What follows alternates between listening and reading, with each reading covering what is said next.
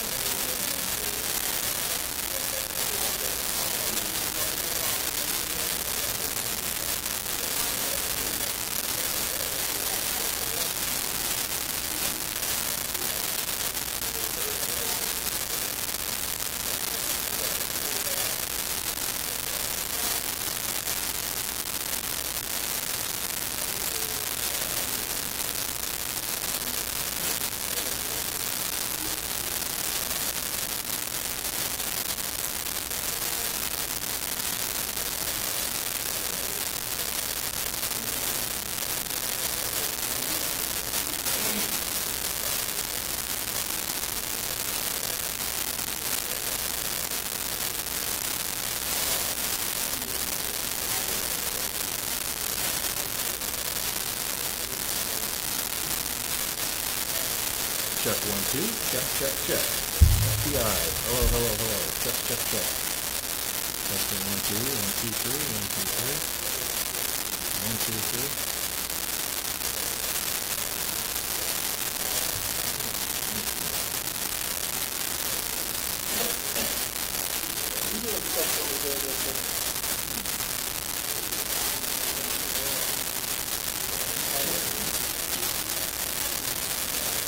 Check 1, 2. Mic check 1, 2, 3. Check, check, check. You are looking live. Check 1, 2. We are about to talk to the great Robert Patrick about his abilities in using Google to build a house. Check, check, check. You are looking live. Anybody there? Hello, hello, hello.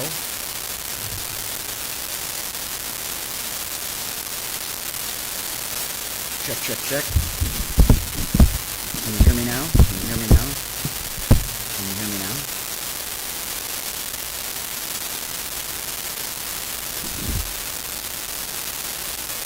Good.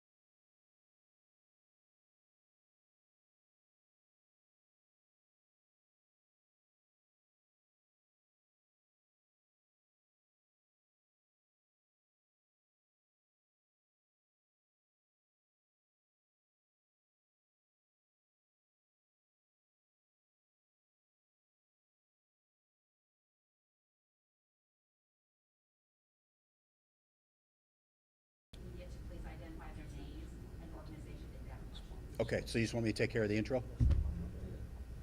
Okay, ready? 3, 2, 1. Hey, good morning, everybody, and thank you for joining us today. The purpose of this press gathering, this press announcement, is to highlight an initiative, a public awareness campaign that we're doing here in the St. Louis area on hate crimes.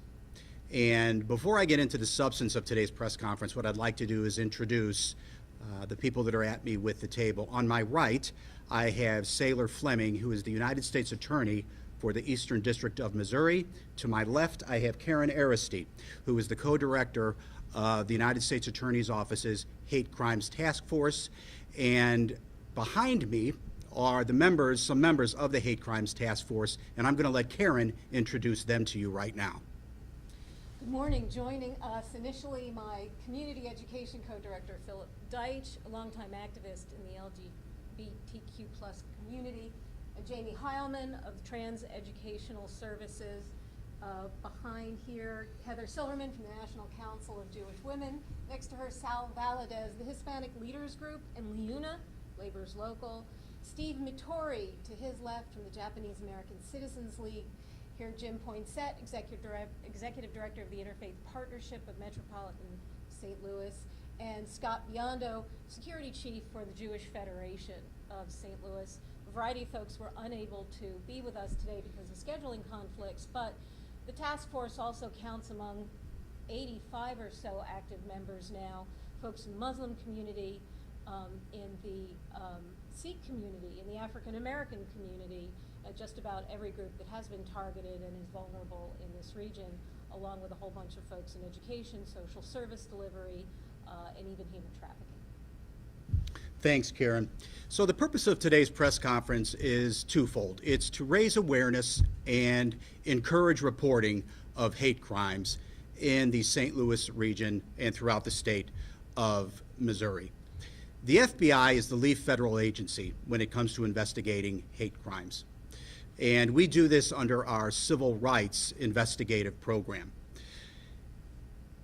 What you have laid out before you today are basically the three-prong approach that we have to addressing hate crimes in our AOR. Karen, as the co-director of the Hate Crimes Task Force, acts as a liaison and as a go-between for the communities of interest, and that's where we not only familiarize the community with the hate crimes, but also it's where we get a lot of the information about reports. I, as the head of the FBI, we investigate the hate crimes. Saylor Fleming's office, the United States Attorney's Office, prosecutes them. Saylor, I understand you have a statement that you'd like to read as part of the press conference? Thank you, Rich. I'd like to thank the FBI.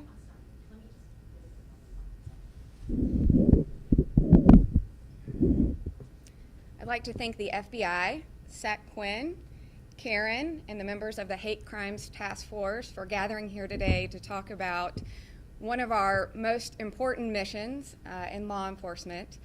We must continue to honor the promise that all people are created equal, and when that equality is compromised or threatened in any way, that we strive to restore it. No citizen should be victimized based on their real or their perceived religion, national origin, their race, their gender identity, their sexual orientation, or their disability. The United States Attorney's Office stands shoulder to shoulder with the FBI and other state and federal partners in their efforts to identify, investigate, and prosecute all forms of hate crimes. We encourage citizens, as Sat Quinn will further elaborate on, to report hate crimes, and we offer our committed and our continued efforts to hold those offenders accountable. Thanks, Saylor. So one of the questions that the community might have is who's responsible for investigating hate crimes and what is a hate crime? So we've already gotten the first part out of the way. The FBI investigates hate crimes at the federal level, but what is a hate crime? And I don't want to oversimplify it, but essentially it is an act of violence that is perpetrated against a victim due to that victim's race, their ethnicity, their ancestry, their religion, their sexual orientation, their sexual identity, their gender identification, or their disability. Now, the reason that we're having this today is that, over the course of the last 10 to 15 years, we've seen an uptick in the number of hate crimes across the country. That is, Missouri is not immune to that. We have seen hate crimes increase over that same period of time in the state of Missouri. In 2018, we had 66 reported hate crimes. In 2020, the last year for which we have statistics, we had 115. Now, I will tell you from a law enforcement standpoint, we still think that hate crimes are underreported across the country and in the state of Missouri. Now, there are probably multiple reasons for that, but I think one of them is a lack of understanding and a lack of clarity about to whom you should report a hate crime and how you should do it. So,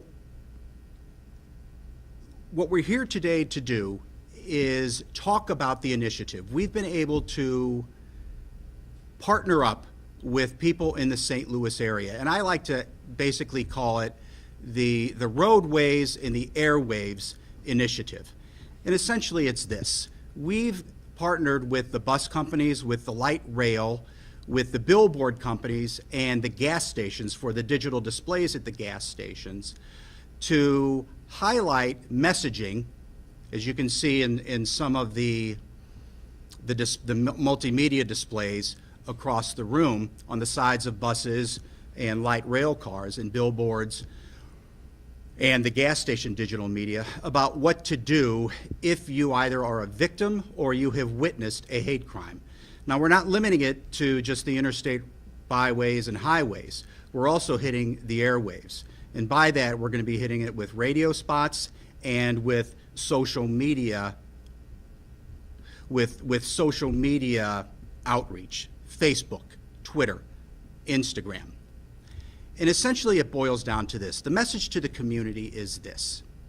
If you are a victim or a witness to anybody that has been victimized by an act of violence and you believe it is due to your race, your ancestry, your ethnicity, your religion, your sexual orientation, identity, gender identity, or disability, you have two mechanisms to report them.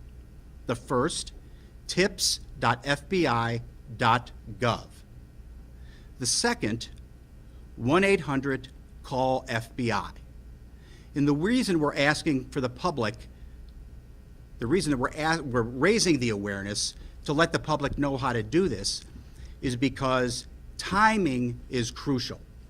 If you report through those two channels, tips.fbi.gov and 1-800-CALL-FBI, it's the most direct, it's the most immediate, and it's also anonymous. And with that, I'll open it up for questions that you may have. Can I say one? Can I have one other? Absolutely, Karen.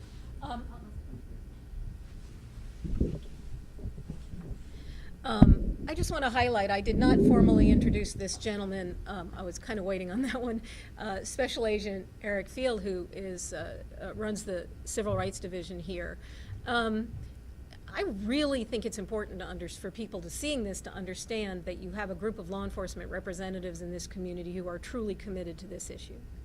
And they will be working and have been working hand in hand with the folks at the task force, because sometimes there is a need to contact somebody from the group who advocates for you, who represents you, who you know, because there is a trust issue with law enforcement, even as you have a group of officers, and I would say probably half of the task force members over the years have been state, federal, and local law enforcement folks who are very serious about the issue. But to be able to contact these people, they know Eric. Eric's been at the table for years. And it's going to be that kind of partnership that's going to help us get to the bottom of these cases, so many of which don't get solved, frankly. But the reality is we need them reported. Even if they turn out not to be hate-based, we need them reported to understand if there are patterns of behavior or other indicators that might allow the law enforcement community to do more thorough investigations so that we can be effective in response. And the last thing I'll say is, this community has been superb when there has been hate-based activity that has happened to support a targeted community. And that's something that is always a positive that comes out of that. And vast amount of time, it's because of that partnership with community advocates, educators, and the law enforcement representatives that we can do what we do. Thank you, Karen. And I would just like to reiterate, Karen has been a most valued partner along with the other members of the Hate Crime Task Force, because listen, there is a reticence sometimes on behalf of targeted communities to engage with law enforcement. And our participation in the task force, along with Karen and the United States Attorney's Office, helps lower the distrust, lowers the inhibitions about the purpose of law enforcement and what they're willing to do and the urgency with which they're willing to act. So I would be remiss if I didn't talk about just how crucial the Hate Crimes Task Force is that's run out of the United States Attorney's Office. With that, we'll open it up to any questions you might have. Pat? What's the difference between a federal, where's the bar for federal hate crime versus state hate crime? Yep, I think that's a prosecutorial prosecutorial issue. I'll let Saylor talk about that a little bit more. Well, I'll tell you, so long as it violates a federal statute, we will and we can prove it beyond a reasonable doubt, we will prosecute it. We do not have, much like with many of our other, the types of crimes that we prosecute, we often do not have thresholds. With respect to hate crimes, obviously that is a very, very important focus in our office. It's important for this community. And so, as I said, it's not something that you have to reach a certain level of, whether it be violence or victims or whatever that may be. So long as that we can prosecute it and we have a statute at our disposal, we will use it. Thanks, Saylor. Robert, one thing to point out as well, and it's something that we, all three of us get challenged by with respect to that, is just the existence of hate is insufficient. There, unfortunately, as repulsive as it is, hate isn't a crime. Acting on that hate is, though.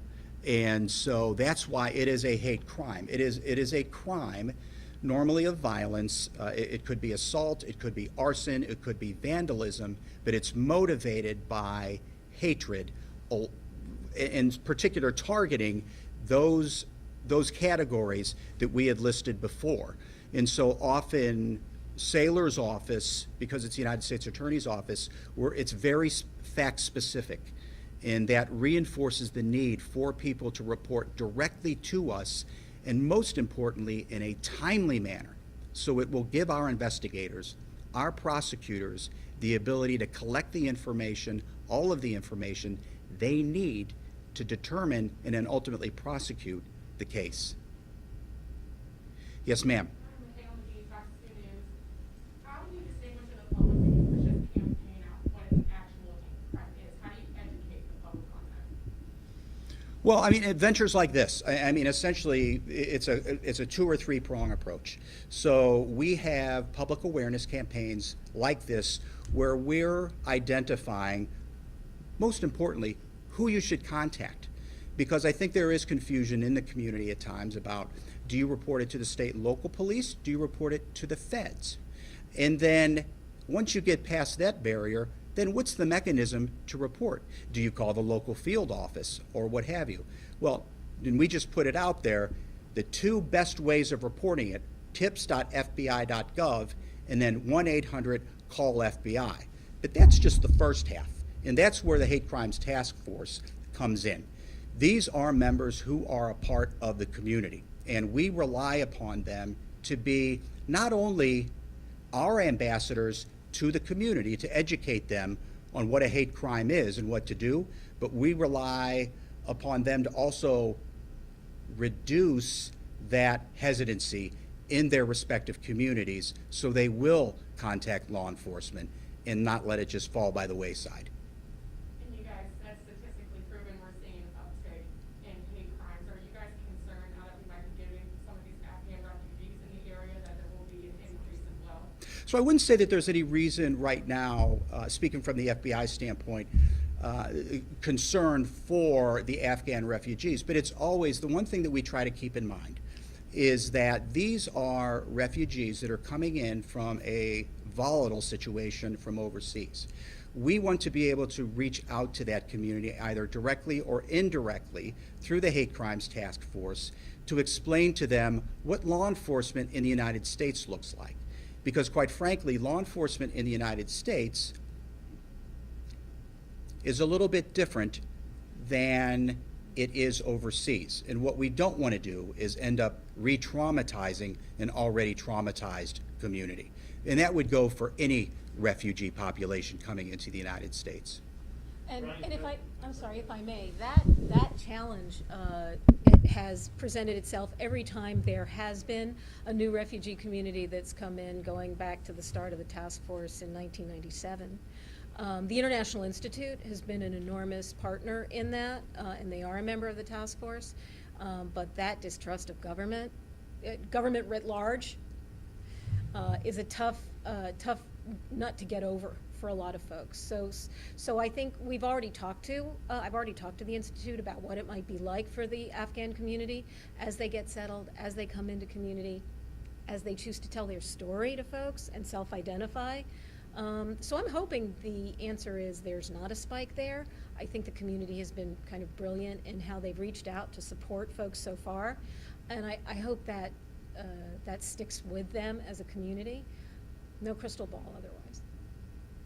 Brian Kelly with KMOX. With this increase in the last year or two, or the last year you've had numbers for, any particular groups are the ones that are seeing hate crimes against them more than others? Yeah, I would say consistently the African American community on race and ethnicity is always at the top, unfortunately, of the reporting pile.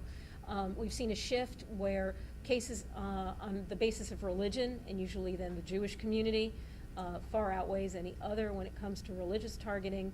But that was supplanted starting 2 years ago, I believe, by increased numbers of attacks on the LGBTQ plus community, particularly in the trans community, transgender women of color, an enormously horrific spike in the numbers there. But then clearly you saw with the events coming in light of the virus and all the stereotypes that were created for the Asian community, that the Asian American Pacific Islander community in this region, and I know the underreporting is there, Steve can talk to you about that,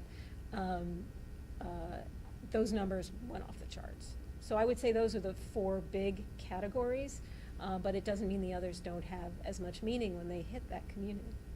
What type of hate crimes are we talking about? Verbal assaults, physical assaults, vandalism, trespass to commit other harms. Arson. Oh, arson, for sure. In the cases where you have something horrific as a murder, sometimes the nature of the hate crime itself can be talked about as a matter of public policy, but that case from a prosecutorial perspective will take on more of the role of the murder and the heinous nature of the crime. I think I very much appreciated the U.S. Attorney's Office for keeping that hate motivation as a main factor, even if the statute isn't, the state statute, for instance, isn't triggered. Sometimes the federal is, because the nature of the crime is so horrific. Hate crime, it is consistent that when there is violent attack, that injury to the target is usually significantly more severe than if the hate-based motivation were not present. Significantly.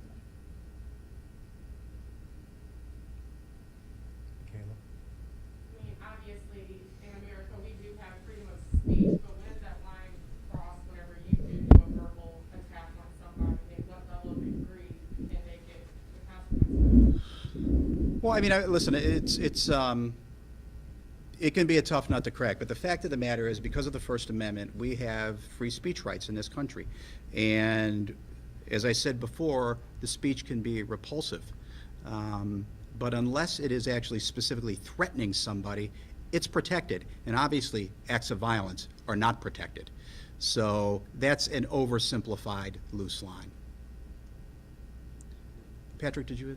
Are there any causes that you could point to that increase either across the U.S. or specifically in the last few years? Yeah, so listen, I mean, I'm not a sociologist, and so I don't want to speculate on what the causes are.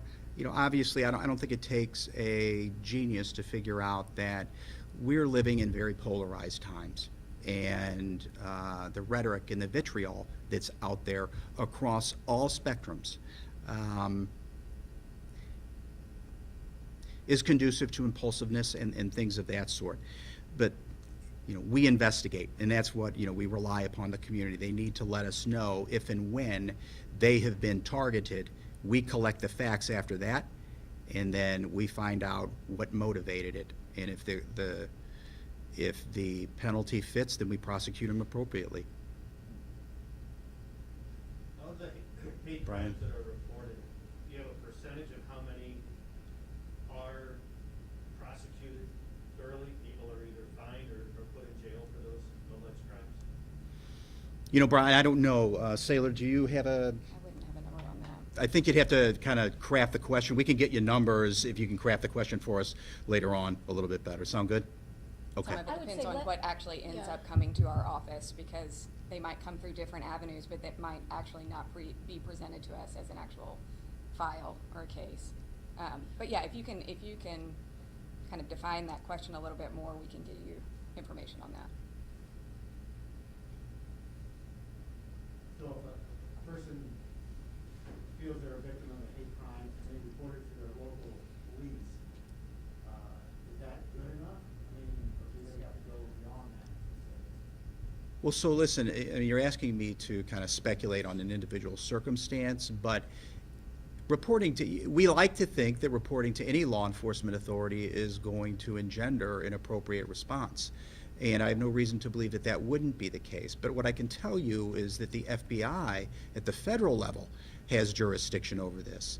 And so my preference, if you're going to do that, is to also contact tips.fbi.gov and 1-800-CALL-FBI. As I said before, it will be direct and it will be immediate, the response, and you can be anonymous. The municipalities, by the way, the local police departments have been increasing their efforts at writing hate crime policies and training their officers on such, so that they do have a formal protocol for when that kind of complaint comes in. And if it didn't rise to the federal level, if through this reporting mechanism, That's right, we're not going to sit on the information. That's a good question, Robert, thank you. Michaela? Enter this campaign, obviously, we've just touched base on these communities and groups of people who do feel marginalized in this area. Talk about how you are gonna rebuild the trust other than just showing a line of communication, how they can report it. How are these communities supposed to trust that these complaints will be taken care of? Now, that's a fantastic question, Michaela. So the first thing, you cannot do outreach through press release or press conference. I mean, you have to be engaged in the communities. And so while the presence of the Hate Crimes Task Force here for this particular purpose is symbolic, what you don't see is that we meet on a frequent basis. The United States Attorney's Office, the FBI, and the Hate Crimes Task Force, Karen and her people, and all of the folks that are gathered behind me. And that's where the one-on-one engagement takes place. That's where we socialize what our jurisdiction is, and when appropriate, we can give updates on investigations. But it's also our conduit to the communities, because and this is why this came up, because I was hearing, I would hear things anecdotally about alleged hate crimes, but when you take a look at what I would call our lead bucket, there was a discrepancy. And so all of us are concerned when there's a discrepancy between what we're seeing and then what we're hearing. And so that engagement through the Hate Crimes Task Force, and then ultimately the communities that are targeted, that's what is going to address the threat appropriately. and then we stand on the merits on our investigations. I would put our investigators in this area of responsibility when it comes to civil rights up against anybody's in the country. Sometimes it comes down to volume, but we're very good at what we do. And so I'm confident that if the public notifies us, there will be appropriate follow-up, and if we can make the case, we'll make it. Is there any particular reason this is being rolled out now? Has there been a recent spike? Are you fearing a spike? Any particular reason that you're doing this at this time? You know, quite frankly, no, Brian. I mean, it's one of those things where within the civil rights division back at headquarters, it's one of our investigative programs. You typically fall into two buckets of color of law, which people normally associate with police misconduct, but there's also the hate crimes portion.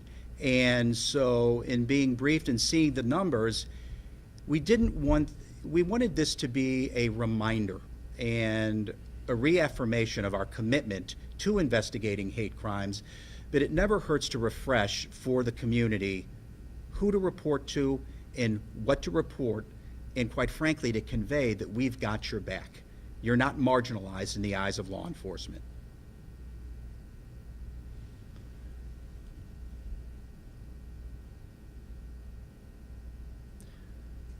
Okay, we good, guys? Thank you. Thank you, guys. Yeah, no, thank you, guys. If you want to do follow-ups, one-on-ones, I'm available, Sailor's available, Karen's available, and Folks are available too.